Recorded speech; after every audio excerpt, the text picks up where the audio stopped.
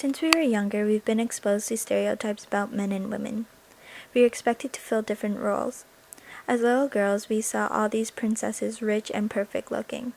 As little boys, we saw the prince as the big hero, muscular, and is always saving the princess from any kind of trouble. From these Disney princess movies, children learn a meaning of beauty and have high expectations. They think they know what beauty is. They think that there's a certain shape and size to what people want them to look like. These Disney princess movies from the 90s are just some examples that have scenes that show us the stereotypical types of situations that influence the idea of what we want to act and look like as we get older and become more feminine or masculine. From this, we grow up being influenced by these scenes, which we pass on to our children and become their role models. The toys we buy really impact us. They turn these prince and princesses into dolls that we buy and make people feel like their shape is completely off. This is what they start to believe is beautiful. Until recently, we've been exposed to prejudice issues that tell us that women should not have roles outside of the house.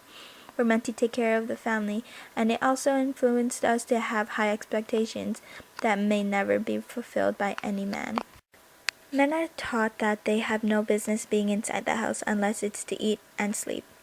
It shows that those men are meant to work, and that's mainly it.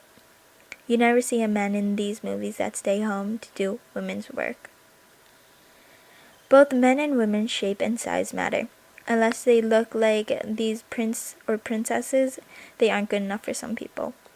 The worst part is that if certain people compromise this theory, they would be ridiculed by people who feared such things. It was rare to see any acceptance for these types of people back in the day. But now everything's changed. There are not as many stereotypes associated with males or females because we are all seen as equal. When there are these types of expectations, we see them as wrong and unjust.